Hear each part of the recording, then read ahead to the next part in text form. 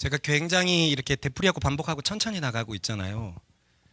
그래도 제가 보기에는 다수가 제가 전하는 만큼의 이 정도는 알아줬으면 좋겠다, 이해했으면 좋겠다를 아직 못 도달하고 있거든요. 듣는 것은 쉬워도 쓰는 것은 어렵고, 쓰는 것보다 경험하는 것이 훨씬 어렵기 때문에 걸음이 좀 늦어도 내가 반드시 로마서 8장을 넘어가겠다라는 그런 갈망을 가지고 함께하는 우리들 되십시다. 모니터 좀 더 올려줘봐. 민지 조금 더 이쪽으로 오고, 뒤에 뭐 물컵 있으면 조심하고. 더 와, 그냥 확 와버려. 더 안 보이는 사람이. 지금까지는 우리의 복음의 과정에서 의인은 죄에 대해서 죽었다는 것을 계속 살펴보았습니다. 맞지요? 네. 그래서 오늘도 한번 중얼중얼 거려볼까요? 묵상해 볼까요? 읽어봅시다. 그가 죽으심은 죄에 대하여 단번에 죽으심이요 그가 살아계심은 하나님께 대하여 살아계심이니 이와 같이 너희도 너희 자신을 죄에 대하여는 죽은 자요 그리스도 예수 안에서 하나님께 대하여는 살아있는 자로 여길지어다. 이제 이러한 그리스도인의 정체성은 우리의 마음에 박혀 버렸습니다. 동의하십니까?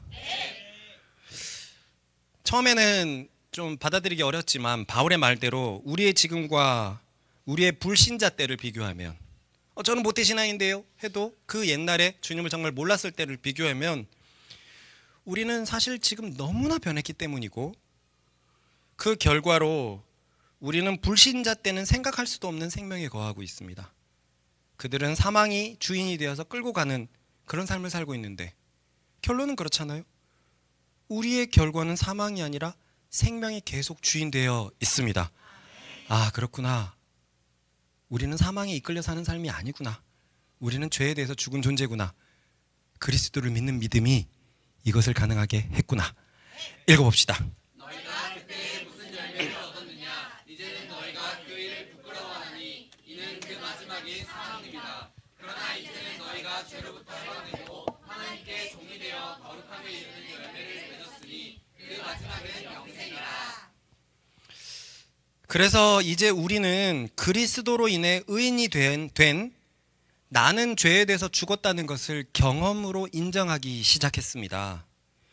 이처럼 6장까지 바울은 짓는 죄로 인해서 괴로워하던 로마 교회 신자들에게 그리스도인은 이미 죄에 대해서 죽었다는 것을 설파했습니다. 그러나 본질적인 질문은 계속 남아있죠. 그렇다면 죄에 대해서 죽은 우리가, 죄에 대해서 해방된 우리가 어찌 죄를 짓느냐는 것입니다. 여기서 잠깐 다음의 말씀과는 헷갈리지 말아야 합니다. 읽어봅시다. 그럴 수 없느니라. 죄에 대하여 죽은 우리가 어찌 그 가운데 더 살리요. 이 말씀을 가만히 보면 그리스도인은 죄를 지을 수 없다는 말은 아닙니다. 그리스도인은 죄 가운데서 살 수 없다는 말이에요. 그죠? 이 두 문장은 굉장히 큰 차이를 가지고 있죠. 생각해 보십시다. 건강한 사람들은 탄수화물 가운데서 살 수 없다. 요즘 돼지들이 열심히 하고 있는데요. 탄수화물 가운데서 살 수 없다라는 의미를 한번 생각해 보세요. 탄수화물을 전혀 섭취하지 말라는 말입니까? 아니죠. 무슨 말입니까?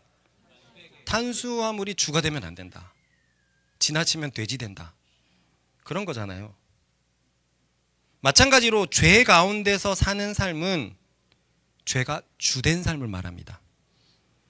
이것은 전혀 죄를 짓지 않는 삶을 말하는 것은 아니었습니다. 그러니 종합하면 그리스도인이라고 해도 죄를 지을 수는 있습니다. 하지만 어떻게는 할 수 없죠? 죄 가운데서 살 수는 없습니다. 인사합시다. 발버둥 쳐도 죄 가운데서는 살 수 없습니다.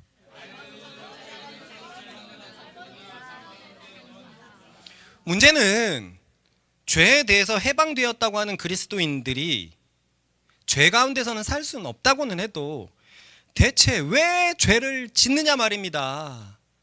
뭔가 그리스도의 십자가를 믿으면 죄 완전히 빠이빠이 할 것 같은데 그렇지 않잖아요. 읽어볼까요? 시작. 하나님께 감사하리로다. 너희가 본래 죄의 종이더니 너희에게 전하여 준 바 교훈의 본을 마음으로 순종하여 죄로부터 해방되어 의에게 종이 되었느니라. 이 말씀은 죄와 상관이 없는 존재가 된 것처럼 말하잖아요. 그죠?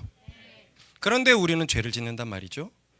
그래서 바울은 이제 죄에서 해방된 그리스도인들이 어찌해서 죄를 지을 수 있는지에 대해서 7장에서 다루려고 합니다. 그래서 바울이 먼저 가르치려고 했던 것이 무엇이었을까요? 율법이었습니다. 왜 율법을 먼저 가르치려고 했냐면 율법이 죄를 정했기 때문에 그래요. 죄가 뭔지 알려면 율법을, 왜 그리스도인은 죄를 짓느냐? 그럼 그 죄가 어디에서 생겨났느냐? 그래서 율법을 다룰 수밖에 없었습니다. 읽어볼까요? 율법으로 말미암지 않고는 내가 죄를 알지 못하였으니 오직 율법이 탐내지 말라 하지 아니하였더라면 내가 탐심을 알지 못하였으리라. 그렇습니다. 죄를 죄로 알게 된 것은 율법 덕택이었습니다. 그러므로 죄와 율법은 사실 상관관계가 짙습니다. 그래서 바울은 율법을 소개합니다. 율법을 알아야지 죄 문제를 해결할 수 있기 때문입니다. 그래서 바울은 율법을 소개하려고 하는데 그 소개가 한마디로 그리스도인은 율법에 대해서 죽었다는 거예요. 죄를 죄로 정하는 율법에 대해서 그리스도인은 죽었다. 읽어볼까요? 시작. 그러므로 내 형제들아 너희도 그리스도의 몸으로 말미암아 율법에 대하여 죽임을 당하였으니 이는 다름이 곧 죽은 자 가운데서 살아나신 이에게 가서 우리가 하나님을 위하여 열매를 맺게 하려 합니다. 그리스도인은 왜 율법에 대해서 죽었을까요? 여기서 보면 그리스도의 몸으로 말미암아 율법에 대해서 죽었다고 하거든요. 그리스도가 죽었기 때문에 우리가 율법에 대해서 죽었대요. 왜냐하면 그리스도가 나를 향한 율법에 대해서 죽었기 때문입니다. 율법이 죄를 정하고 그 죄 때문에 내가 죄인이 되었는데 나를 향한 그 죄를 위하여 그리스도가 죽으셨기 때문에 내가 율법과 상관없는 존재, 죽은 존재가 된 것입니다. 그런데 여기서 보는 것 같이 율법에 대해서 죽었으니 하나님을 위해서 열매 맺을 수 있다라고 얘기를 해요. 곧 율법에 대해서 죽지 않으면 하나님을 위해서 열매를 맺을 수 없다는 것입니다. 율법을 굉장히 부정적으로 그리죠. 분명히 유대인들은 여기서 크게 당황했을 것입니다. 자신들에게 율법은 죄의 수호자였는데 그 율법에 대해서 죽어야지만 하나님을 향해서 열매를 맺을 수 있대요. 그리고 율법에 대해 살아있으면 하나님에 대해서 열매를 맺을 수 없답니다. 얼마나 당혹스러웠을까요? 그러니 자연스럽게 드는 그 다음의 생각은 뭡니까? 율법은 나쁜 것인가? 율법은 죄의 수호자인 줄 알았는데 율법에 대해서 죽어야지만 하나님에 대해서 살아있다면 율법은 악한 것인가? 율법은 엄청 문제가 많구나. 율법은 하나님과 대척점에 있는 것이구나. 이런 생각이 떠오를 것입니다. 그죠? 네. 그에 대하여 바울은 일단 전제를 분명히 합니다. 읽어봅시다. 시작. 그런즉 우리가 무슨 말을 하요 율법이 죄냐 그럴 수 없느니라. 율법은 죄가 아니다란 말은 무슨 뜻일까요? 그것은 앞에 문목으로 살펴봤을 때 율법이 하나님을 위하여 열매 맺는 것을 방해하는 것은 아니다라는 것입니다. 여기 이게 모순이에요. 여기서부터 좀 잘 따라와 보세요. 지금 다들 생각이 좀 약간 붕 떠 있어요. 제 목자의 생각의 그 위치를 잘 따라와 보세요. 분명은 바울은 앞에서 율법에 대해서 죽어야지만 하나님에 대해서 열매를 맺을 수 있는데 지금 바울은 율법은 죄가 아니다 라고 말하고 있어요. 이 모순을 어떻게 해결할까요? 분명히 바울은 앞에서 율법을 악한 것처럼 묘사했는데 바울은 율법은 죄가 아니다. 바울은 이에 대하여 따라해 봅시다. 죄가 진정한 원인이라고 말한다. 읽어봅시다. 그러나 죄는 이 계명을 이용하여 기회를 엿보아 내 속에서 온갖 탐심을 일으켰습니다. 율법이 없다면 죄는 죽은 것이나 다름없습니다. 자, 지금까지 해석은 이렇습니다. 하나님의 율법에 탐심은 죄이다라고 쓰여 있습니다. 그래서 의인이 된 나는 이제 탐심을 품지 않으려고 굳게 마음먹었습니다. 여기까지 이해가죠? 네. 왜냐하면 나는 하나님을 사랑하기 때문이고 그래서 하나님의 법을 정말 순종하고 싶기 때문입니다. 그런데 웬걸 내 마음속에서 자꾸 탐심이 끌어오르는 거예요. 나는 탐심이 죄라는 걸 알아서 멀리하고 싶은데 이상하게 그 말씀을 알고 난 후 제 속에서 자꾸 탐심이 끌어오릅니다. 선악과를 먹으면 안 돼 라는 말씀에 네 라고 굳게 대답했는데 웬일인지 그때부터 선악과를 생각하게 됩니다. 왜 하나님은 선악과를 먹지 말라고 했을까? 혹시 선악과에는 어떤 능력이 있는 건가? 혹시 선악과를 하나님만 독차지하기 위해서 그런 것인가? 선악과를 먹지 말라고 말하기 전에는 별 생각이 없었는데 선악과를 먹지 말라고 말한 순간부터 선악과가 뇌리에 들어오니 이상저상한 막 생각을 하는 겁니다. 그러던 차에 뱀이 기회를 엿보았습니다. 너 그거 먹으면 하나님처럼 될 수 있어. 읽어봅시다. 시작. 뱀이 여자에게 이르되 너희가 결코 죽지 아니하리라. 너희가 그것을 먹는 날에는 너희 눈이 밝아져 하나님과 같이 되어 선악을 알 줄 하나님이 아시니라. 그래서 결국 인류의 조상은 선악과를 따먹어 버렸죠. 그리고는 하나님께 죄를 짓게 되어서 창조 때 그 무수한 영광, 곧 하나님의 형상이 사라지게 되어 버렸습니다. 자, 이 창세기 이야기를 기억해 봅시다. 하나님께서 아담아 하와야 선악과를 따먹으면 안 된다라고 말한 것이 잘못이었을까요? 아니에요. 하나님은 공의로운 기준을 제시했습니다. 그래서 선악과를 통해서 하나님과 인간의 위치를 알게끔 하셨어요. 그런데 요상하게도 문제는 이 법이 발표되자마자 내 속에서 탐심이 발동되었다는 거예요. 이 말씀을, 이 명령을 듣지 않았다면 탐심이 발동되지 않았을 텐데 이거 열어보면 안 돼? 하면 열어보고 싶은 탐심이 발동된단 말이죠. 이런 나에게 죄가 하나님의 말씀을 발판 삼아서 하나님의 말씀을 이용해서 기회를 엿보고 제 속에서 탐심을 허용하게 만들어버렸습니다. 그러니 죄는 아이러니컬하게도 하나님의 율법 때문에 힘을 얻었습니다. 이해가 되십니까? 네. 이게 굉장히 중요한 과정이에요. 죄가 오히려 하나님의 율법 때문에 힘을 얻게 돼버렸습니다. 이런 관점에서 바울은 항상 율법을 부정적으로 보는 거예요. 율법 자체를 부정적으로 보는 게 아니라 연약한 우리가 율법 때문에 죄가 힘을 얻었기에 이런 관점에서는 율법이 부정적이었던 거예요. 그렇습니다. 하나님의 법이 없었다면 우리는 탐심을 몰랐을 거예요. 읽어봅시다. 시작. 그러나 제가 기회를 타서 계명으로 말미암아 내 속에서 온갖 탐심을 이루었나니 이는 율법이 없으면 죄가 죽은 것입니다. 하나님이 말씀하시지 않았다면 탐심이 활동할 수가 없었어요. 하나님의 말씀하시자마자 탐심이 내 속에서 흘렀고 그리고 죄가 기회를 본 것이니까 죄는 율법을 통해서 힘이 강해졌습니다. 이해가 가시죠? 네. 와, 그럼 여기에 굉장한 딜레마가 있습니다. 어떻게 해야 될까요? 우리는 하나님의 법을 몰라야 될까요? 그럴 수는 없습니다. 하나님의 법을 모르면 죄도 모르고 의도 모릅니다. 자기가 지옥으로 가는지도 모르고 자기가 하나님을 위해서 기쁘시게 산다고 했는데 전혀 딴 짓을 할 수도 있어요. 그렇기 때문에 하나님의 법을 알아야 됩니다. 맞죠? 네. 당연히 알아야 돼요.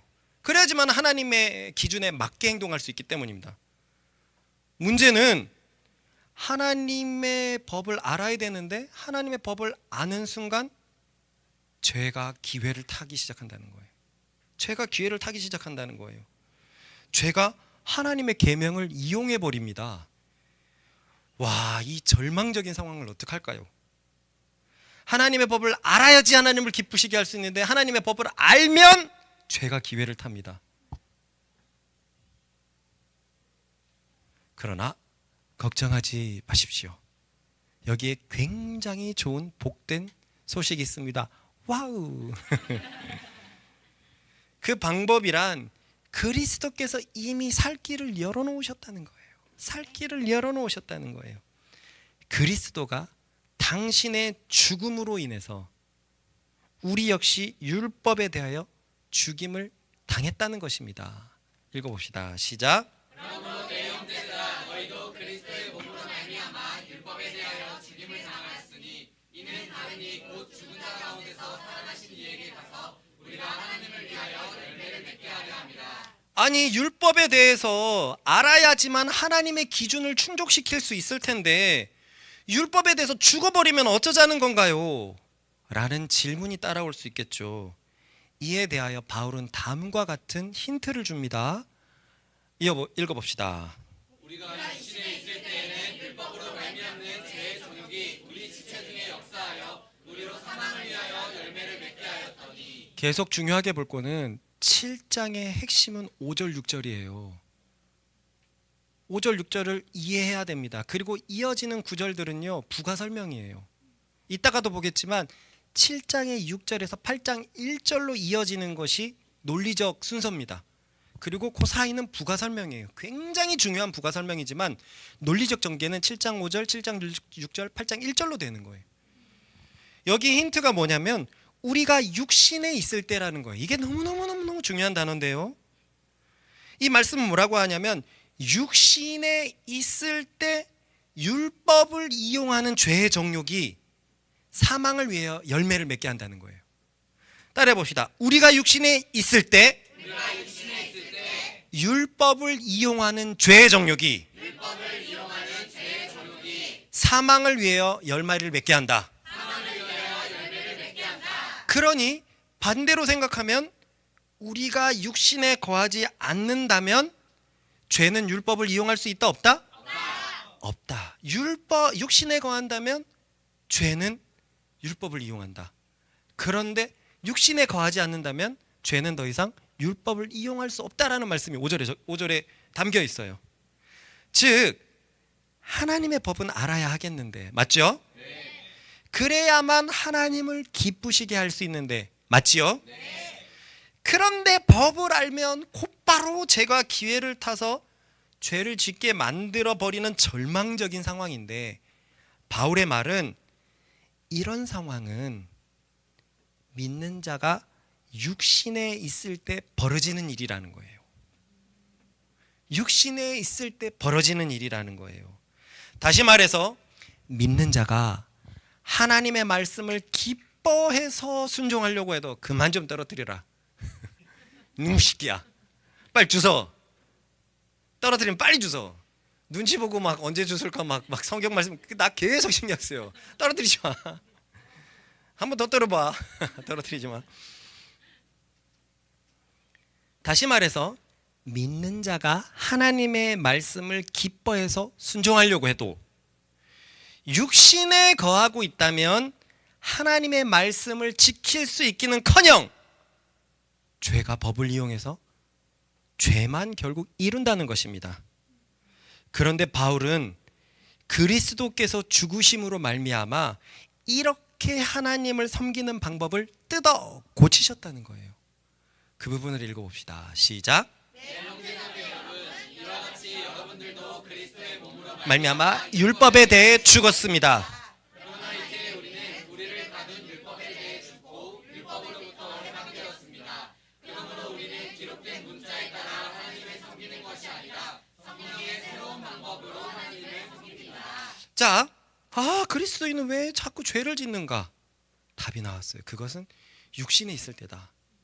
그리스도인이라고 하더라도 육신에 있다면 하나님의 말씀을 너무 지키고 싶은데 너무 사랑해서 지키고 싶은데 육신에 거한다면 죄가 기회를 타서 탐심을 이루게 만든다.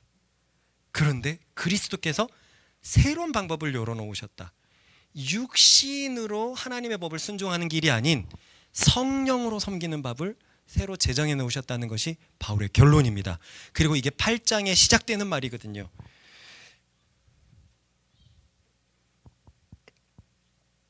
여기서 기록된 문자에 따라 하나님을 섬기려는 것이 놀랍게도 육신으로 하나님의 법을 섬기려 하는 겁니다. 와, 이게 진짜 어마어마한 반전이에요. 아니, 하나님의 말씀을 섬기려고 하는 건 무조건 좋은 것 같잖아요. 그죠? 네. 그리고 교회를 조금 다녀보면 너 육신적이야, 너 영적이야 그러면 어떤 말이 나쁜 건지 압니까? 육신적인 게 되게 나쁜 건 줄 알고 있단 말이에요. 그리스도인은. 그런데 네가 하나님의 말씀을 순종하려고 하는 그것이 육신적이야 라는 결론이에요. 얼마나 놀라운 반전입니까? 바울은 이렇게 육신 안에서 하나님의 법을 섬기려고 할 때 죄가 기회를 탄다. 읽어봅시다. 율법으로 말미암는 죄의 정욕이 우리 지체 중에 역사하여 우리로 사람을 위하여 열매를 맺게 하였더니. 자, 뒤에까지 명확한 의미는 아직 알 수는 없지만 뭔가가 형체가 보이기 시작했습니다. 지금까지 우리는 다음과 같은 과정을 겪었어요. 하나님의 말씀을 경청한다. 나는 하나님을 사랑하기 때문에 이제 사랑하기로 마음먹었기 때문에 그 말씀을 지킨다. 그런데 내가 그 말씀을 지키려고 하는데 죄가 기회를 타서 탐심을 이룬다. 죄를 이룬다. 결국 나는 죄를 짓고야 말았다. 어떡하란 말인가? 하나님 말씀을 그럼 듣지 말라는 말인가? 그래서 우리는 이도 저도 못하는 가불기 상황에 걸려버렸어요. 이렇게도 못하고 저렇게도 못하고. 하나님의 말씀을 알아야 돼? 알아야죠. 알아야지만 죄를 알고 하나님을 기쁘시게 할 수 있으니까요. 그런데 하나님의 말씀을 알면 기회를 타잖아. 그렇지만 그렇다고 모를 수는 없잖아. 이랬단 말이죠. 그런데 아직 자세히는 모르지만 예수께서 새로운 길을 여셨습니다. 예수님의 죽음으로 우리가 율법에 대해서 죽은 거예요. 그래서 우리가 육신적으로 하나님을 섬기지 않아도 된다는 거예요. 아직 그 의미는 분명하진 않지만 대충 봤을 때 육신적으로 하나님을 섬기지 않는 방법이 열렸다는 것입니다. 그리고 여기서 육신적으로 하나님을 섬긴다는 것이 기록된 말씀을 따라해 봅시다. 나의 힘으로 섬긴다. 기록된 말씀을 나의 힘으로 섬긴다. 이게 육신적이었어요. 아무리 좋은 하나님의 말씀이라도 나의 힘으로 섬길 때는 육신적으로 섬기는 것이고, 그러면 죄가 결국 우리를 무너뜨리게 돼버립니다. 그럼 예수님이 자신의 죽음으로 열어놓은 길은 무엇인가요? 이제는 성령으로 하나님을 섬기는 거예요. 성령으로. 구약의 이사야에서 예언된 것처럼 이제는 힘으로도 말고 너의 힘으로도 말고 너의 능력으로도 말고 오직 주의 영으로 말씀을 지킬 수 있는 길이 구약에서부터 계속 얘기가 예언되어 나왔단 말이죠. 나의 힘으로는 곧 육신적으로는 죄가 기회를 타는데 성령으로 하나님을 섬기면 죄가 기회를 탈 수 있다 없다? 없다.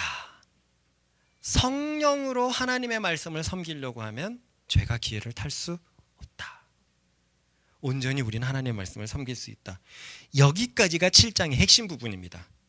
그리고 8장 1절로 바로 넘어가는 것이거든요. 그래서 연속해서 한번 읽어보겠습니다. 시작. 이제는 우리가 얽매였던 것에 대하여 죽었으므로 율법에서 벗어났으니 이러므로 우리가 영의 새로운 것으로 섬길 것이요 율법 조문에 묵은 것으로 아니할지니라. 그러므로 이제 그리스도 예수 안에 있는 자에게는 결코 정죄함이 없나니 이는 그리스도 예수 안에 있는 생명의 성령의 법이 죄와 사망의 법에서 너를 해방하였습니다. 완벽하게 이어지죠. 이게 논리적으로는 이런 거예요. 그런데 이 논리적으로 전개하기 위해서 7절부터 25절이 있는데 이 7절부터 25절이 무지무지하게 중요하고 8장의 열쇠가 되고 무지무지하게 논란이 많은 구절입니다. 이처럼 드디어 영이라는 단어를 꺼냈거든요. 여러분, 지금까지 바울은 놀라울 정도로 7장까지 영이라는 단어를 꺼내지 않고 있어요. 딱 한 번 꺼냈는데요. 불신자일 때 하나님의 사랑이 성령으로 말미암아 너희 속에 하나님의 사랑을 뭐 이렇게 했다 했을 때 그때 성령이라는 단어가 5장 6절에 처음으로 등장합니다. 그리고 7장 6절이에요. 근데 8장에 가서는요, 영이라는 단어가 쏟아집니다. 무려 8장에서만 21번이 나와요. 완전히 입장이 바뀌죠. 7장까지는 아예 안 나왔어요. 6절에 한 번, 5장 6절에 한 번, 두 번 나왔어요. 그리고 7장 6절도 8장 1절을 얘기하고 있어요. 그러니 8장은 성령의 새로운 방법으로 하나님을 섬기는 것에 대해서 나와 있다는 것을 알 수 있어요. 그런데 바울은 8장으로 넘어가기 전에 육신의 방법으로 하나님의 말씀을 지키려던 경험을 적어 놓습니다. 마치 육신의 방법으로 하나님의 율법을 지키던 경험이 있어야지만 내 힘으로 하나님의 말씀을 지키려고 했던 그 지난한 시간이 있어야지만 8장에서 성령으로 하나님의 말씀을 지킬 수 있는 것인 것처럼 자신의 경험을 굉장히 길게 진솔하게 적어 놓는다는 거예요. 이해 갑니까? 네. 이거 중요해요. 연희 집중해. 중요해요. 마치 그냥 넘어가면 되는데 육신으로 하나님의 말씀을 지키려고 했던 그 경험을, 솔직한 경험들이 꼭 있어야지만 8장으로 넘어가는 것처럼 적어놨다는 말이에요. 그런데 여기가 이제 굉장히 논란이 많은데요. 논란의 첫 번째는 앞으로 시작되는 이 경험이 14절부터 25절, 더 정확하게는 14절부터 25절의 경험이 바울 개인의 경험이냐, 아니면 지금 유대인들에게 말하고 있으니까 구약 유대인의 율법 시대에서 성령 시대로 넘어오는 경험을 말하고 있느냐 하는 논란이 있고요. 훨씬 더 큰 논란은 여기에 있는 사람은 중생을 한 자냐 아니냐라는 거예요. 구원을 받은 자냐, 다시 거듭난 자냐, 중생 다시 거듭난 자냐 아니냐 하는 논란이 굉장히 큽니다.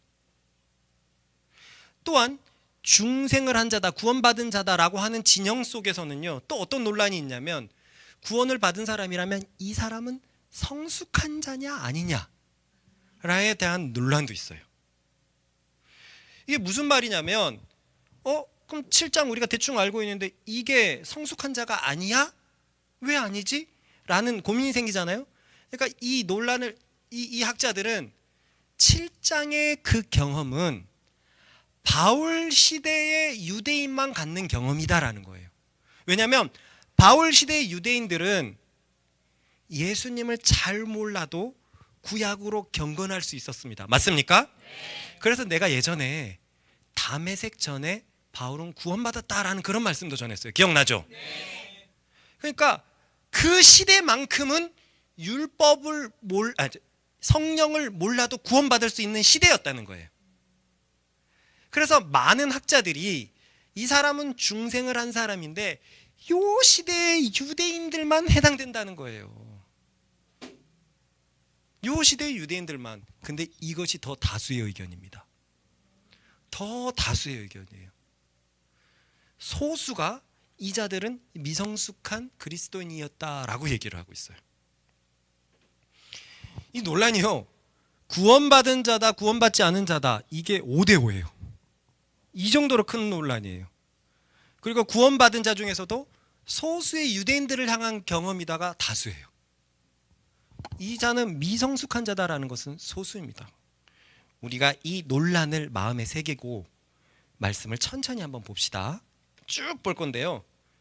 일단 14절부터 17절입니다. 시작. 우리가 율법은 신령한 줄 알거니와 나는 육신에 속하여 죄 아래 팔렸도다. 내가 행하는 것을 내가 알지 못하노니 곧 내가 원하는 것을 행하지 아니하고 도리어 미워하는 것을 행합니다. 만일 내가 원하지 아니하는 그것을 행하면 내가 이로써 율법이 선한 것을 시인하노니 이제는 그것을 행하는 자가 내가 아니요 내 속에 거하는 죄입니다. 눈으로 읽지 말고 마음으로도 읽으세요. 그냥 읽다 보면 무슨 말인지 하나도 몰라요. 또 우리 목자가 해석해 주겠지 이런 생각으로 읽지 말고, 요 14절부터 17절은요 한 번 더 반복이 됩니다. 한 번 더 반복이 돼요. 시작. 내 속 곧 내 육신에 선한 것이 거하지 아니하는 줄을 아노니 원하는 내게 있으나 선을 행하는 것은 없노라. 내가 원하는 바 선을 행하지 아니하고 도리어 원하지 아니하는 바 악을 행하는도다. 만일 내가 원하지 아니하는 그것을 하면 이를 행하는 자는 내가 아니요 내 속에 거하는 죄이라. 자, 눈으로 한번 보세요. 이 사람이 과연 구원받았을까 안 받았을까? 과연 유대인들만의 경험일까 아니면 우리에게도 적용되는 경험일까? 그리고 이렇게 이어집니다. 시작. 그러므로 내가 한 법을 깨달았노니 곧 선을 행하기 원하는 나에게 악이 함께 있는 것이로다. 내 속사람으로는 하나님의 법을 즐거워하되 내 지체 속에서 한 다른 법이 내 마음의 법과 싸워 내 지체 속에 있는 죄의 법으로 나를 사로잡는 것을 보는도다. 그래서 이 사람의 그 유명한 탄식이 다음에 나옵니다. 시작. 오라 나는 공고한 사람이로다. 이 사망의 몸에서 누가 나를 건져내랴. 우리 주 예수 그리스도로 말미암아 하나님께 감사하리로다. 그런즉 내 자신이 마음으로는 하나님의 법을 육신으로는 죄의 법을 섬기노라. 여러분, 이게 진짜 숙제입니다. 이러고 8장 1절 넘어가거든요. 여러분, 이렇게 준비 없이 넘어가도 되겠어요? 이 구절 있죠? 아니, 여기 24절은 최고의 절망을 표현하고 있어요. 근데 25절에 왜 감사하냐 이거죠. 이게 이해가 돼야 돼요. 이렇게 되면 8장으로 넘어갈 수 있는데 너무 급반전이 있습니다. 앞에서는 죽겠다 이게 뭐냐라고 해놓고 갑자기 왜 감사하냐는 거예요. 와, 이 지혜와 계시가 진짜 깨달아지기를 바랍니다. 헷갈리지 않게 결론부터 이야기하자면 저는 이 사람이 바울이라고 생각합니다. 하지만 다분히 유대인의 경험을 포함하고 있다고 생각해요. 바울은 아주 유대인의 모범 같은 사람이잖아요. 예수 없이 경건했다가 그러다가 우리가 생각할 때는 굉장히 고뇌했다가 담에색 예수를 만났고 진짜 새 언약의 사람이 됐다라고 생각해서 바울의 경험이지만 유대인의 경험을 포함하고 있다고 생각을 합니다. 그리고 저는 이 사람을 구원받았다고 확신해요. 하지만 미성숙해서 새 언약의 축복을 온전히 못 누리는 사람이라고 생각합니다. 웬만하면 저는 다른 견해를 이제는 설명 안 하려고 했어요. 괜히 헷갈리게 하고 또 여러분들도 아이 뭐 목자가 해석해 주세요. 우리 들을게요. 이런 마음이 더 도움이 된다라고도 생각했는데 오늘은 제가 다른 견해도 소개를 시켜 주려고 해요. 왜냐하면 제가 내린 결론이 소수라는 거예요. 소수기 때문에 다수는 이 성경을 어떻게 보는지도 같이 보면서 한번 우리의 눈을 열어봅시다. 일단 이 자가 바울이고 유대인의 경험을 포함하고 있다는 것은 이것은 다수의 의견입니다. 소수의 의견은 소수의 의견은 이 내용들이 바울의 경험이라기보다는 율법 시대에서 새 언약 시대로 넘어오는 유대인들의 경험을 바울이 1인칭 시점으로 재구성했다는 거예요. 이 시대가 진짜 율법 시대에서 성령 시대로 넘어오잖아요. 그것을 그냥 바울이 픽션으로 그려냈다는 거예요. 이게 소수입니다. 이게 소수. 다수는 바울의 살아있는 경험이다. 이것은 문제가 되지 않습니다. 그래서 문제는 이자가 중생을 했느냐 못했느냐가 가장 큰 문제인데, 다시 말해서 중생을 했다도 50%, 못했다도 50%로 저명한 사람들이 이렇게 싸우고 있습니다. 그리고 역시 이쪽도 있고 저쪽도 있으면 회색지대도 있어요. 회색지대. 제가 굉장히 존경하는 마틴 로이드 존스 목사님, 20세기가 나온 3대 영국 신학자 중에 한 명이라고 하는 마틴 로이드 존스 목사님, 이분은 이렇게 얘기를 해요. 이 사람에 대하여 정죄함은 경험하였으나 회심은 경험하지 못한 상태라고 애매모호하게 말했어요. 즉 하나님의 법을 기뻐하는 사람은 누구나 도저히 중생하지 않은 사람일 수 없고, 하나님의 법을 기뻐한다면 그는 구원받은 사람인데, 또 자신을 죄의 종이라고 부르는 사람은 또 완전히 중생한 사람이라고 볼 수 없다. 뭐 어쩌라는 거예요. 이 사람이 하나님의 법을 기뻐하니까 구원받았다. 그런데 자기는 죄의 종이라고, 죄에게 팔렸다라고 얘기하니까 완전히 중생한 것은 아니다. 뭐 어쩌라는 거예요. 이렇게 마틴 로이드 존스 목사님이 이렇게 얘기를 했어요. 또 여러 학자들 얘기를 하려고 그랬는데 그건 생략하고, 무엇보다 제가 혼란스러웠던 부분은요, 제가 묵상이나 강의에서 가장 참조하는 분이 더글라스 무라는 목사님인데, 이분이 현대 신학자 중 중생하지 못했다는 것에 가장 깃발을 드는 신학자라는 거예요. 그러니까 이 사람은 구원받지 못했다라는 것을 가장 큰 목소리로 외치는 가장 저명한 신학자였어요. 제가 책을 읽으면서 이게 뭐야 왜 하면서 제가 읽게 되었어요. 그래서 이 본문에서는 제가 그 전에 로마서를 읽을 때 가장 참조했던 분이 존 스토트 목사님인데, 이 역시 뭐 20세기가 나온 영국 3대 신학자 중에 한 명이라고 하거든요. 존 스토트, 마틴 로이드 존스, 그리고 하나님의 열심이라는 책을 지은 제임스 패커, 이 세 명이 가장 유명한 분이란 말이에요. 이 존 스토트 목사님은 이 사람이 중생한 자다라고 얘기를 하고 있어요. 그래서 제가 보면서 역시 스토트 목사님, 제가 잠시 딴 데 눈을 돌렸었는데 내가 이 책을 진짜 좋아하는 이유가 있지. 한 3번 정독했거든요. 그런데 문제는 이 존 스토트 목사님이 그런데 이 사람의 경험은 우리의 경험이 될 수 없다라고 얘기를 하고 있어요. 우리의 경험이 될 수 없다. 즉 로마서 이 7장의 경험은 당시의 특수한 기독 유대인들의 경험이요, 지금은 모두 새 언약 아래에서 8장의 은혜를 얻은 사람들이기 때문에 소위 7장에서 8장으로 넘어가자! 라는 것을 받아들일 수 없다는 거예요. 그렇게 말하는 목회자들이 많은데 그렇게 적혀 있어요. 목회자들에겐 이게 되게 스토리텔링이 좋잖아요. 7장의 신앙에서 8장의 신앙으로 넘어가자. 이런 사람들이 목회의 유혹을 많이 느끼는데, 근데 그렇게 된다면 맞아, 잘 알아듣지 말아야 돼. 나도 이상하단 말이지.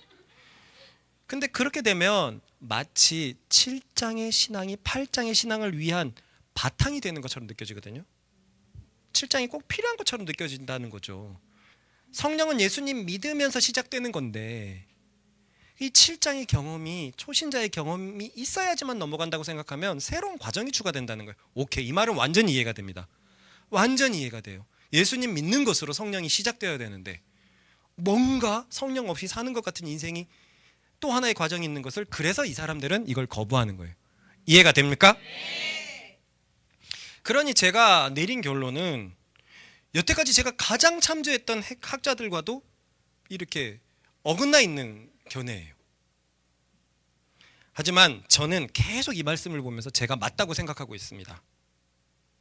물론 그렇다고 앞으로 말씀 속에서 다른 것이 발견된다면 그래도 저를 우기진 않겠습니다.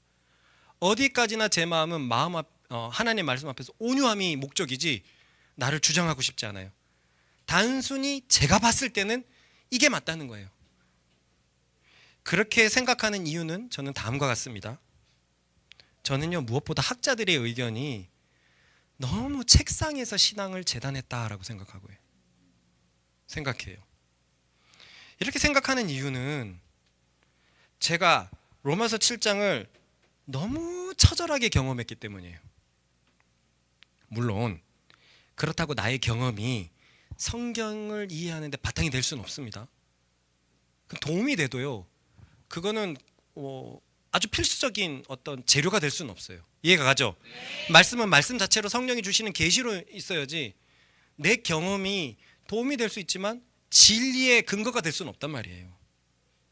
하지만 그렇다고는 하더라도 저는 제가 경험했던 7장의 경험들이 내 영혼을 크게 똑똑거리는 것을 정말 경험했다는 거예요. 이 7장에 나와 있는 이 허심탄회한 고뇌를 나도 느꼈고 제 영혼을 굉장히 크게 울렸다는 거예요. 그래서 저는 이런 생각을 합니다. 이 고뇌에 찬 괴로움이 진짜 불신자의 경험이라고? 그럼 내가 불신자란 말이야? 이렇게까지 나가는 거예요. 저는 도대체 이해할 수가 없었습니다. 또한 이 경험이 당시의 시대의 사람들에게만 경험되는 경험이라고? 그렇게 한정된다고? 그래서 지금의 그리스도인들은 로마서 8장의 은혜를 입고 시작한다고? 그러면은요,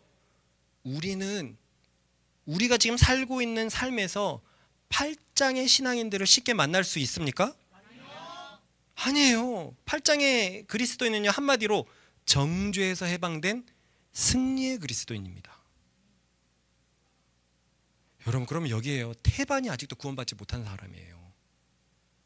이 경험은 지금 할 수 없다고 생각을 한다면요, 여러분들이 지금 정죄에서 벗어나 승리를 하고 있습니까?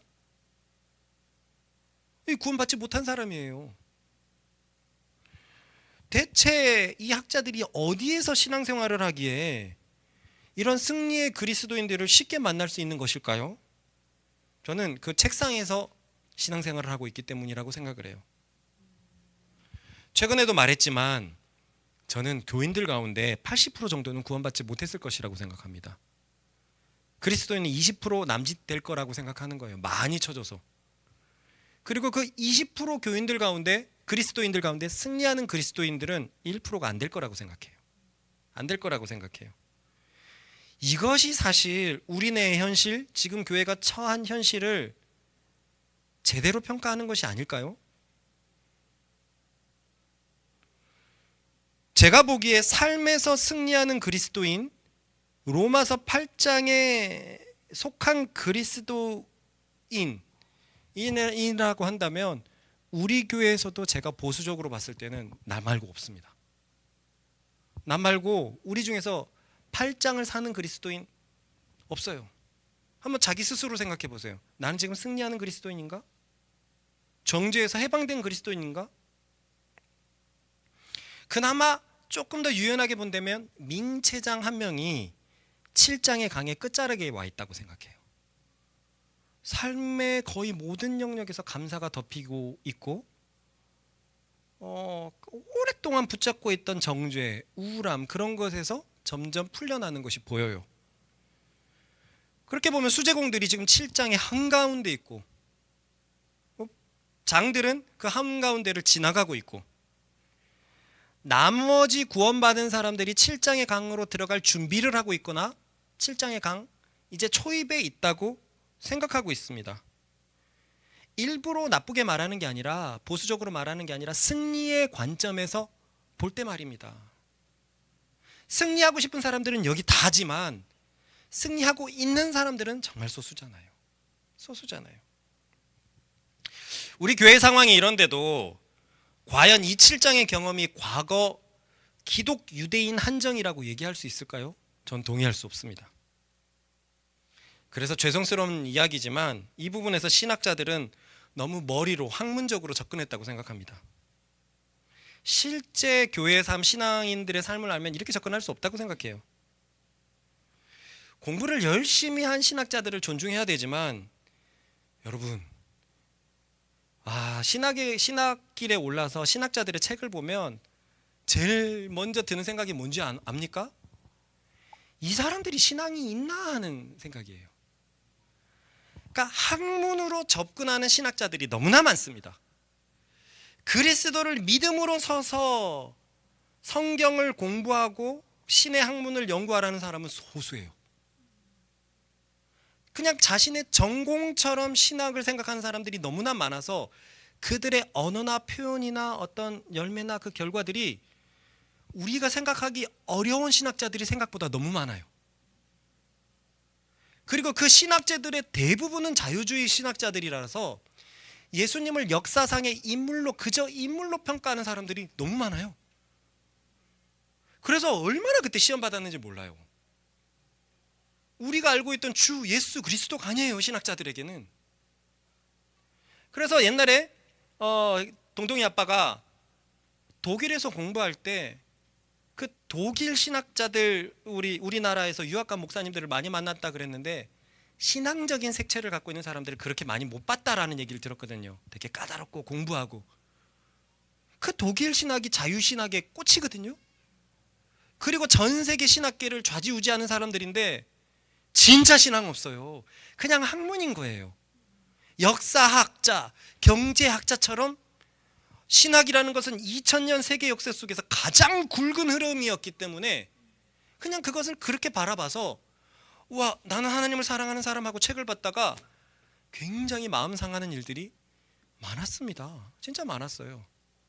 그런 사람들이 내린 결론을 과연 믿는 사람들이 쫓아가야 될까요? 전 그렇게 생각하지 않아요.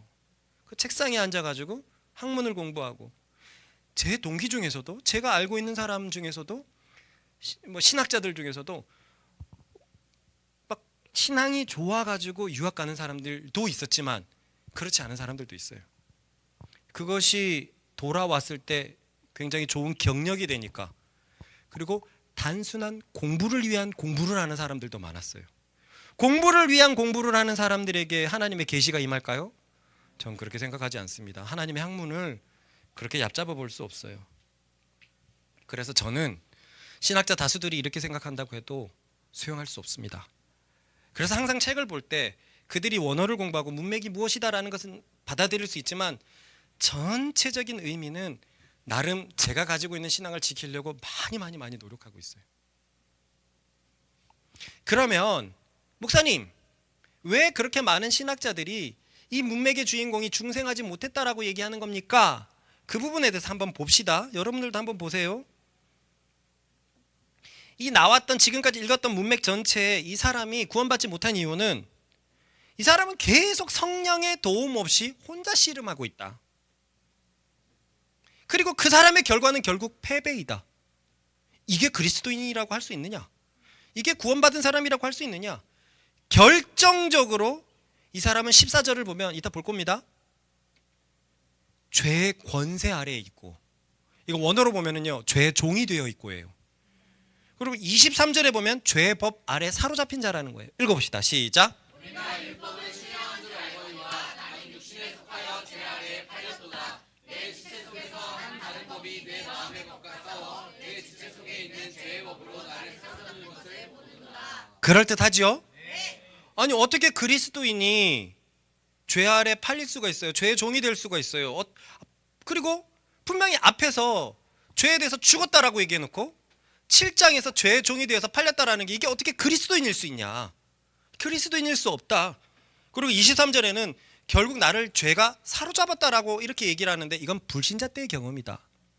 종교심이 굉장히 강한 어떤 사람이 불신자인데 하나님의 말씀을 좋아했는데 안 되는 그 경험을 얘기한 거다.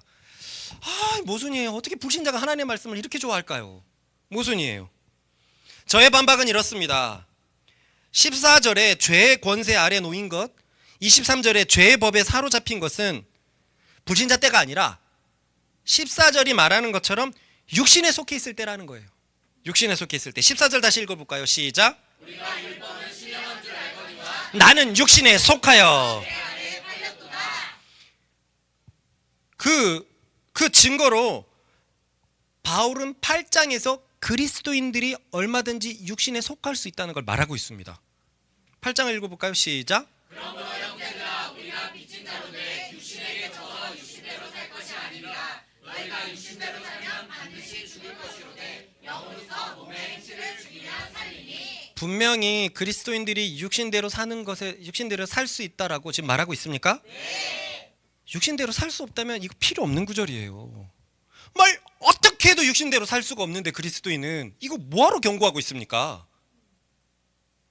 그리스도인들이 영에 속해 있지만 얼마든지 육신에 순간 빠질 수 있다는 거예요. 속할 수 있다는 거예요. 8장의 그런 관점으로 봤을 때 7장에 육신에 속하여 죄의 종이 되었다라는 것은 불신자 때가 아니라 저는 그리스도인이지만 아직 영에 속하는 방법을 몰라서 그럴 만한 신앙 수준이 되지 않아서 더 정확히 우리의 표현으로 얘기하면 아직 하나님을 예수님을 그렇게 원하지 않고 예수님을 최고로 사랑하지 않고 예수님에게 다 드리지 못해서 그래서 육신에 속한 미성숙한 상태로 본다는 것입니다. 그러면 학자들이 이 문맥의 주인공이 중생한 자라고 말하는 이유는 무엇일까요? 크게 세 가지입니다. 첫째로 주인공은 자신이 타락한 본성을 가지고 있는 것에 대해서 한탄하고 있다는 거예요. 읽어봅시다. 시작. 내도 곧 내 육신에 선한 것이 거하지 아니하는 줄을 아노니 원하는 내게 있으나 선행하는 것은 없노라. 이게 과연 불신자가 할 수 있는 탄식이냐는 거죠. 왜 나는 도대체 착하게 살 수 없는가? 왜 나는 이기적인가? 불신자가 어떻게 이렇게 고민할 수 있냐 이거예요. 진짜 고민 말이에요. 진짜 선하게 살고 싶은데. 둘째로 이 사람은 하나님의 말씀을 즐거워하고 있다는 거예요. 읽어봅시다. 시작. 내가 원하는 바 선을 행하지 아니하고 도리어 원하지 아니하는 바 악을 행하는도다. 불신자가 어떻게 하나님의 말씀을 즐거워할 수 있습니까? 하나님의 말씀을 어떻게 원할 수 있습니까? 불신자들 중에서도 성경 읽어본 사람 꽤 돼요. 인류 최고의 그거고 뭐 또 최고의 종교가 뭐라고 말하는지 읽어보자 하는 사람들이 있어요. 근데 그 사람들이 성경대로 살기를 원하는 것을 본 적이 없습니다. 한 번 읽어보고 별거 없더라 하는 사람들만 수두룩 빽빽이에요. 그나마 지혜로운 사람이 읽어봤는데 뭔 소리인지 모르겠더라. 난 뭐 평가를 못 내리겠더라. 이 정도가 그나마 지혜롭다고 하지 대부분은 별 생각을 못해요. 어떻게 불신자가 하나님의 율법을 원한다라고 얘기하고 있어요?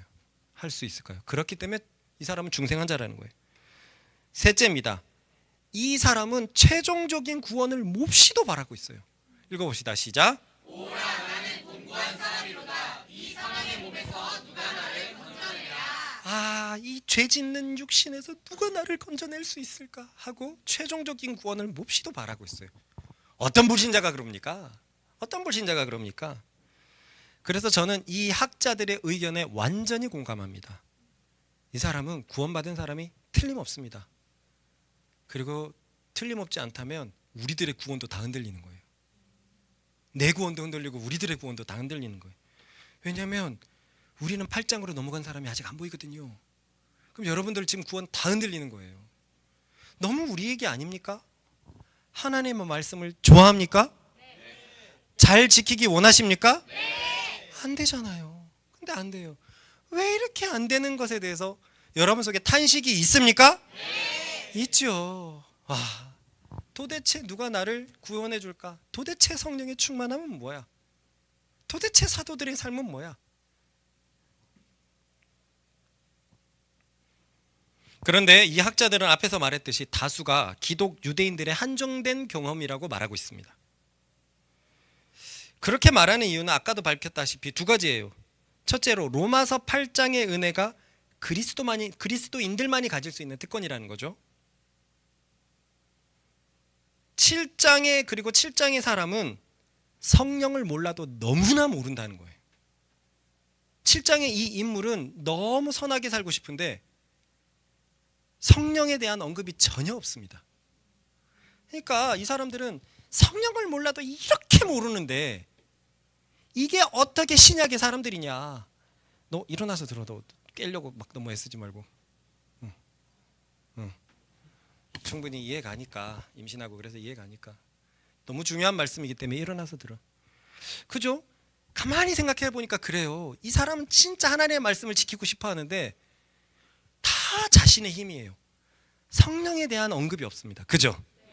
그러니까 학자들은 이 사람은 지금 이 시대에 한정된 기독 유대인들이다. 아직 예수님의 말씀을 잘 모르고 지금 새 시대가 도래했다는 걸 잘 모르는, 성령을 모르는 시대의 경건한 그리스도인들이다. 경건한 기독교인, 경건한 하나님의 백성들이다. 이렇게 생각을 하는 거예요. 그런데 저는 그래서 이 학자들은 7장의 사람을 미성숙한 사람이다라고 보고서 모든 성도로 하여금 7장을 지나서 8장으로 지나가자라고 하는 표어를 가진 것을 굉장히 반대를 표합니다. 다시 말하지만 왜냐하면 이렇게 되면 요상한 방식이 생겨버리거든요. 거듭난 사람은 패배의 과정을 거쳐야 된다는 거예요. 저 7장은 패배가 적혀 있잖아요. 이게 말이 맞냐? 예수 믿는 사람이 패배의 과정을 거치고 승리로 가는 게 맞냐? 다시 말해서 이렇게 되는 거예요. 따라해 봅시다. 율법이 성령을 위한 전주곡이 된다. 이게 이상하다 이거죠. 이게 이상하다 이는 거예요. 성령의 시대에서 율법이 웬 말이냐. 그래서 저는 이 표현이 적혀 있는 걸 보고 뜨끔했습니다. 많은 목회자들이 로마서 7장에서 8장으로 가자라고 얘기하는데 나는 이것을 분명히 반대하는 바이다. 내가 가장 여태까지 존경하는 학자가 이렇게 얘기해갖고 얼마나 뜨끔했는지 몰라요. 그런데 저는 이 견해를 제가 대학원 때부터 가졌었는데 그때 칼빈주의 시간이었거든요. 근데 칼빈과 루터가 어떻게 다르냐에 대해서 얘기를 하는데 쉽게 얘기해서 둘 다 종교개혁자고 새 시대에 또 하나를 열었지만 말씀으로 돌아가자 열었지만 카톨릭에서 삐쳐나왔지만 율법의 견해에 대해서 칼빈과 루터가 달라요. 루터는 율법이 필요하다는 입장입니다. 그래서 율법을 통해서 자신의 무용론을 깨닫고 성령으로 넘어가자는 거예요. 근데 제가 그 교수님의 수업을 듣고 루터는 이래요 그러는데 아무리 들어도 그게 맞는 거예요. 그리고 제가 그때 그 고민을 심각하게 하고 있었거든요. 은밀한 죄가 막 커져가고 있을 때 왜 나는 안 되지 하면서 기도도 하고 금식도 하고 별짓 다 했는데 자꾸 안 되는 거예요. 내 힘으로 안 되는 거예요. 근데 교수님이 얘기하는 겁니다. 루터는 율법 이게 필요해서 내 힘으로 안 되는, 내 힘으로 하나님의 말씀을 지켜야 되는 이 시간이 너무너무 필요하다고 얘기합니다. 그래서 루터가 틀렸다는 것을 계속 얘기하는데 저는 아무리 봐도 루터가 맞아요. 그러면 칼빈은 뭐냐? 율법의 역할은 그리스도가 오심으로 완전히 끝났다. 우리는 예수를 믿음으로 바로 새 언약의 일꾼이 되어서 살아간다라는 게 칼빈의 얘기였는데 이해는 갑니다. 성령 충만함을 위해서 믿음 외에 아무것도 없어도 된다는 것이 이해는 가요. 그런데 제 신앙의 경험으로는 이해가 안 되는 거예요. 그래서 제가 몇 번 말했지만 그 교수님이 레포트를 쓰라고 했을 때 저는 레포트에다가 내 얘기를 적어놨어요. 교수님, 근데 저는 율법 루터의 얘기가 맞는 것 같습니다 하면서 내 경험들을 쭉쭉쭉쭉쭉쭉 막 적었어요. 그 교수님은 주강사가 이렇게 잠시 이렇게 아프셨나 그래갖고 안 나올 때 보조 강사 분으로 오신 분이라서 제 의견을 그렇게 표현할 수 있었죠. 감히 총신의 아이가 총신을 떠는 의견을 얘기하는데 누가 좋아하겠습니까? 근데 그 교수님은 보조 강사였고 이제 젊은 강사님이었기 때문에 되게 넓었단 말이에요. 그래서 제가 그렇게 썼는데 그 교수님이 적어줬단 말이에요. 전도사님 의견을 존중합니다. 전도사님도 앞으로 신앙생활을 하면서 자신의 의견을 잘 기진해서 나중에 저한테 가르쳐 주세요. 이것이 어떤지 하면서 그렇게 해가지고 점수도 깎지 않았어요. 제가 고민하면서 적었거든요. 칼빈에 대한 뭐 복음론에 대해서 적으면서 율법과 복음에 대해서. 그리고 그 교수님이 지금은 칼빈의 최고 권위자가 돼 있어요. 우리나라의 기독교 강요 책을 올 번역한 사람이 그분이에요. 그분. 제가 그분 앞에 막 그랬던 거죠. 참 겸손했던 분이에요. 그러면 이제 마지막으로 좀 말씀을 모아서 우리는 진짜 이 7장의 경험, 이 7장의 이 바울의 경험을 경험해야 될까요? 말아야 될까요? 이건 소수의 의견이라고 하는데 저는요 솔직히 말해서 왜 이 7장의 경험을 이해하지 않는지 인정하지 않는지 이해가 되지 않습니다. 뭐 예수님을 믿는 믿음이 새 언약의 일꾼으로 바로 모든 것을 가져왔다라는 그 직설법은 이해가 가요.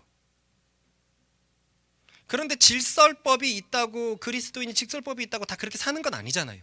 그러니까 바로 이어서 명령법이 존재하는 것처럼 가장 비견한 예로 제가 자주 얘기했지만 베드로 한번 생각을 해보세요. 베드로 그는 분명히 예수님을 따라다닐 때 구원받은 그리스도인이었습니다. 맞습니까? 네. 맞아요. 예수님이 몇 번이나 확인시켜줬거든요.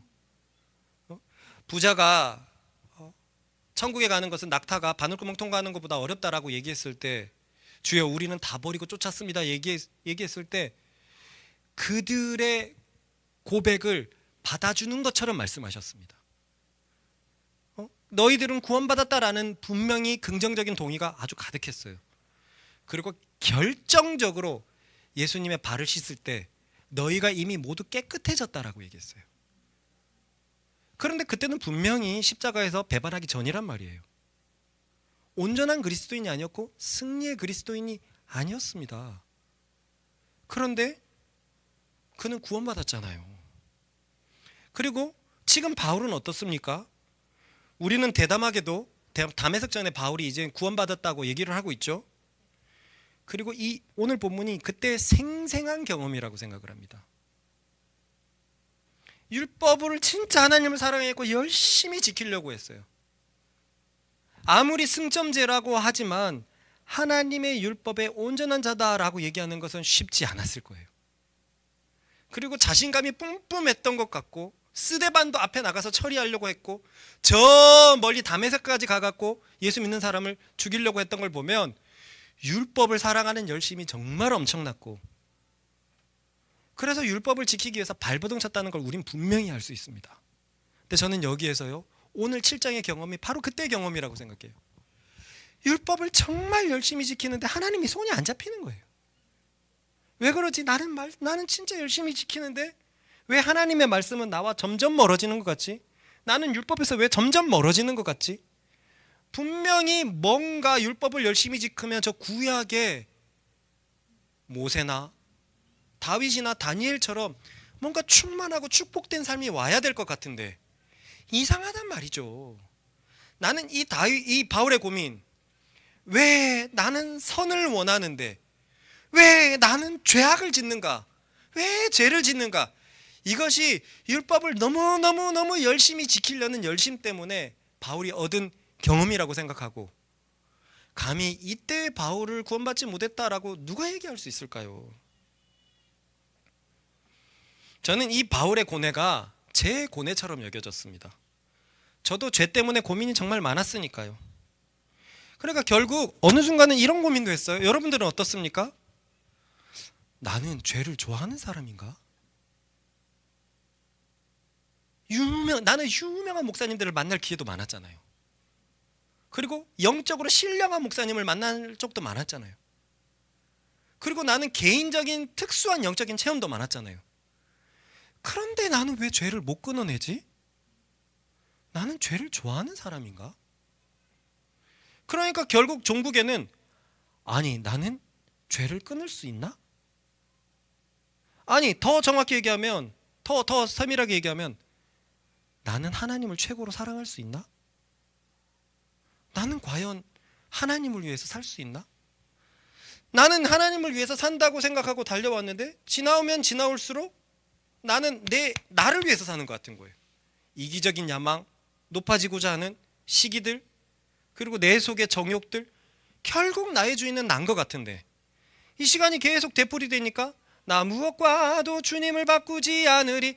몰랐을 때는 이것을 부를 수 있었는데 20대 후반이 갈 때는 여간해서 부르기가 쉽지 않은 거예요. 그래서 제가 몇 명이 잘 알고 있는 대학원생 때 심령부흥회 때 제가 막 우는 사진을 제가 막 찍어가지고 그때 싸이월드에 올려놨거든요. 왜 그걸 올려놨냐면 마음이 한참 딱딱해져가지고 나는 되나? 사역은 열심히 하면서도 나는 되나? 그래서 섣불리 또 대단한 영적 부흥에 내 마음을 들이기가 쉽지 않은 거예요. 난 똑같아질 건데 내 은밀한 죄는 안 끊어질 건데 나는 하나님의 뜻대로 못 살 것 같은데 그래서 하나님의 말씀이 전파돼도 울려 퍼져도 내가 막 은혜 받지 않으려고 그랬거든요. 감동받지 않으려고 그랬거든요. 그런데 그 말씀이 계속 들리니까 또 내가 무너지고 하나님 다시 시작해 볼게요. 다시 하나님의 말씀을 순종하고 다시 죄를 끊고 다시 한번 제대로 시작해 볼게요. 그게 오랜만이었어요. 오랜만에 다시금 눈물 나니까 그래 이때를 찍어놓고 이걸 다시 좀 기반 삼아 계속 싸워 나가자 그랬죠. 그런데 결국 그때 찍은 것은 얼마 지나지 않아서 더 정죄가 됐어요. 이봐라 소용이 없다. 더 딱딱해지고 이젠 더 귀한 말씀이 더 멀어지고 그렇게 되는 거예요. 그때 저는 로마서 이 7장을 발견한 겁니다. 이 고뇌, 나라는 놈은 도대체 어떻게 된 거지? 분명히 하나님 뜻대로 살고 싶은데 왜 안 되는 거지? 이게 정말 구원받지 않은 사람의 고민일까요? 그리고 이것이 정말 당시의 기독 유대인들만 향한 것일까요? 그래서 이렇게 긴 지문이 적혀 있을까요? 제 그때 고뇌의 절망의 끝은 바로 이 구절이었는데요. 아까 읽은 구절입니다. 읽어봅시다. 시작.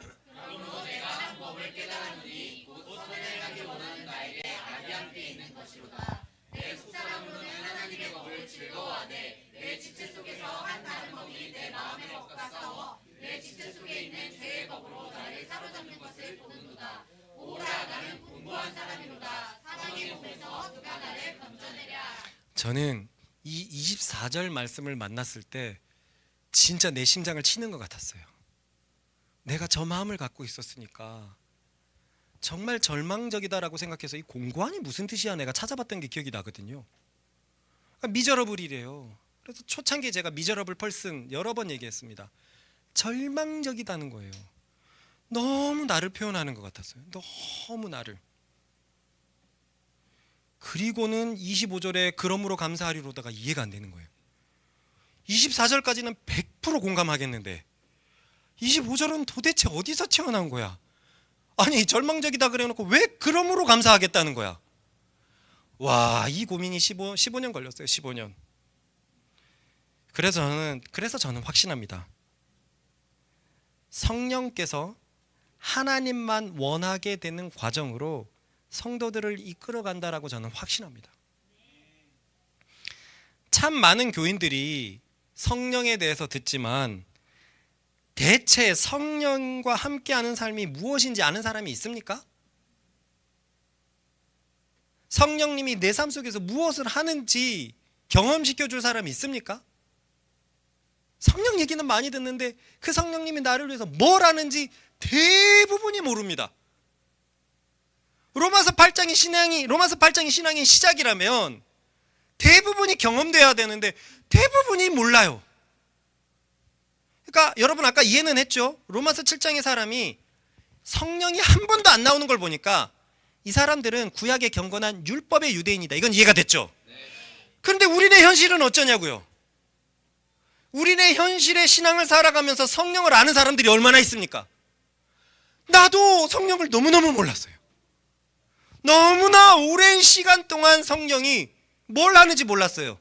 이 교회를 개척하고도 초창기에 제 그 고민들이 있었어요. 성령은 그냥 은사인가? 성령은 그냥 심부름꾼인가?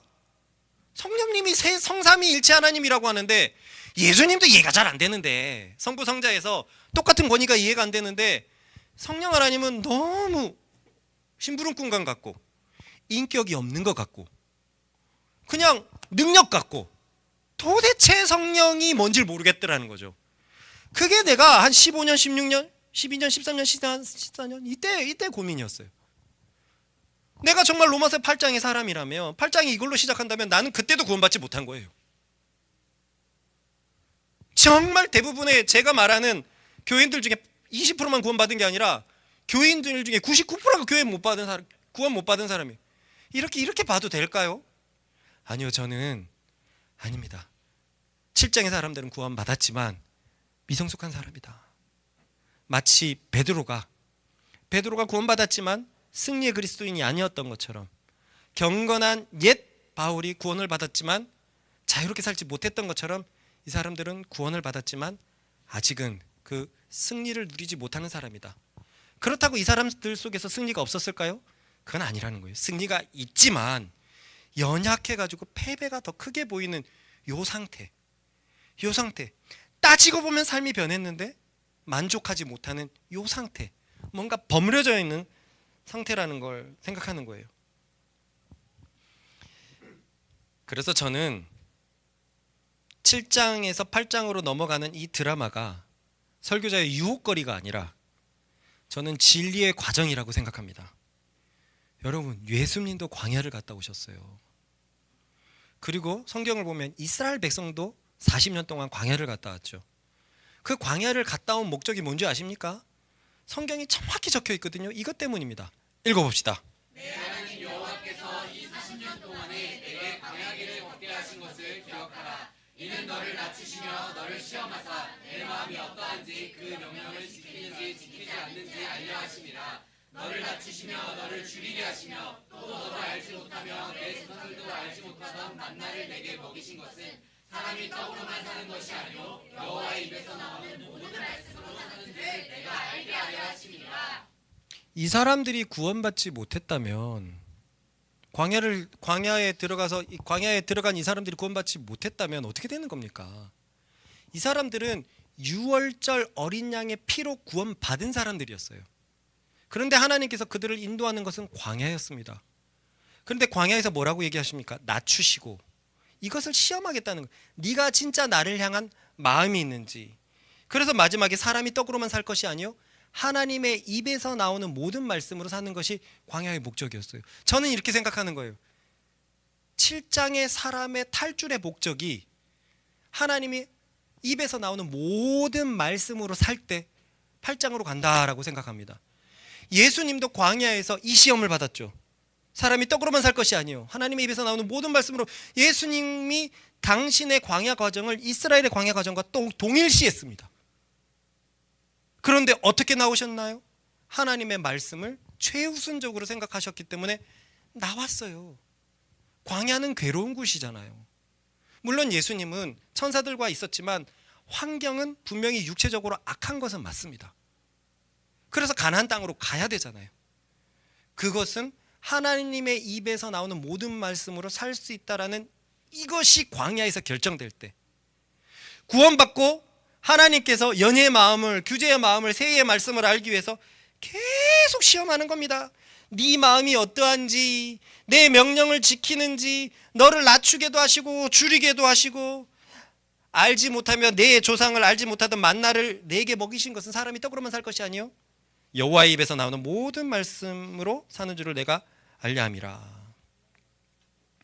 성경이 이렇게 광야를 그리는데 7장의 고뇌가 현대 그리스도인의 고뇌가 아니라고요? 아닙니다. 지금도 하나님께서는 우리의 마음을 시험하십니다. 우리가 주님만을 순종하는지 주님의 말씀대로 사는지 말입니다. 최근에 구원을 분리해놨잖아요. 예수님을 믿을 때 구원은 시작됩니다. 하지만 여기는 다가 아니에요. 광야입니다. 하나님이 원하시는 것은요, 믿음 후에 네가 정말 나를 최고로 사랑하느냐, 나만을 위해서 살 수 있냐, 나 정케하는 하나님의 입에서 나오는 말씀으로 살겠다라고 정말 다짐하느냐. 너 진짜 다짐했어? 한번 확인해볼까? 하고 계속된 삶 속에서 하나님이 그래, 너는 아직 온전하다고 말할 수는 없어도 네 마음은 정말 그게 확실하구나 하는 사람에게는 로마서 8장이 기다리고 있고, 그때 엄청난 승리와 자유를 맛볼 수 있다고 저는 확신합니다. 그러므로 우리는 로마서 7장을 진심으로 대해야 됩니다. 아까 나온 그 24절에 와, 나는 절망적이다, 이것을 깨닫지 못하면 안 됩니다. 왜 그 가정으로 보내느냐? 내 힘으로는 안 된다는 거예요. 광야 갔을 때 볼 수 있는 게 아무것도 없어요. 광야는 세상과 단절된 곳이잖아요. 세상 보지 말라는 거예요. 나 보라는 거예요. 먹고 마시는 문제 고민하지 말라는 거예요. 나 보라는 거예요. 날 보고 사는 것을 최우선으로 살라는 거예요. 그런데 율법으로 들어갔고 난 진짜 주님 뜻대로 살고 싶어요. 중심은 맞는데 아닌 것만 자꾸 보이죠. 결국 광야의 마지막에 어떻게 합니까? 어떻게 하면 하나님의 말씀을 순종하면서 살 수 있습니까? 대체 나란 놈은 어떻게 해야 됩니까? 내가 죄인입니까? 나는 지옥에 갈 사람입니까? 어떻게 하면 하나님의 말씀을 만족시킵니까? 내 힘으로는 안 됩니다.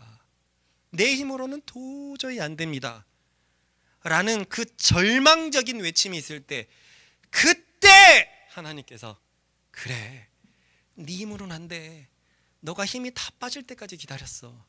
이제 내 손을 잡고 살자. 영으로 살자. 네 힘으로 살지 말고 영으로 살자. 나로 살면 네가 동경했던, 네가 바라봤던 모든 삶이 펼쳐질 거야. 이것이 로마서 8장입니다. 그냥 7장에서 예수님 믿자마자 나 힘을 다 뺄 거야, 주님으로 살 거야, 이게 어떻게 가능하냐고요. 그러니까 숭고하고 지난한 광야의 과정이 있고, 저는 이것이 로마서의 7장이라고 생각하고, 마침내 저는 이것을 빠져나왔다고 생각하고, 우리 교회가 요즘엔 전성력으로 막 노를 젓고 있어요. 그리고 진짜 우리 민선이부터 우와, 다른데 승리하는 그 느낌들, 이제 막 그런 것이 느껴지는데 하고 있단 말입니다. 보수적으로 볼 때. 그래서 여러분, 아직 조금 더 로마서 7장을 건드리고 넘어갈 텐데, 건드릴 때 나는 저런 숭고한 탄식이 있었나, 정말 나는 내 힘으로 살 수 없다라는 것을 정말 나는 인정을 했나, 도대체 어떻게 사랑하는 거야, 도대체 어떻게 표현하는 거야, 좋은 방법을 다 시도해도 도대체 왜 안 되는 거야, 내 속에 이 빌어먹을 세상을 향한 탐구는 왜 안 꺼지는 거야, 어떻게 하면 되는 거야. 나 경시삼도 열심히 하고, 나 묵상도 열심히 하고, 나 말씀도 잘 듣고 다 하는데 나는 도대체 어떻게 하면 승리를 경험할 수 있는 거야. 그때 주님께서 두들기죠. 너는 못한다니까. 못한다니까. 나만 의지해라. 너를 위해서 죽은 나를 위해서 온 힘을 내버리고 나만 의지해라. 내 말씀으로만 살겠다고 다짐하고 결단해라. 그럴 때 우리가 원하는 8장의 삶, 승리하는 그리스도인의 삶을 살 줄 믿습니다. 우리 주여 한번 크게 외치고, 주님 원하오니 나를 7장의 강에만 머물지 말게 하시고 그리스도의 죽음이 가져온 그 승리의 풀밭으로, 푸른 풀밭으로 올라가게 하여 주십시오. 주여 한번 외치고 주님으로만 사는 그런 사람이 되길 원한다고 같이 기도합니다. 주여!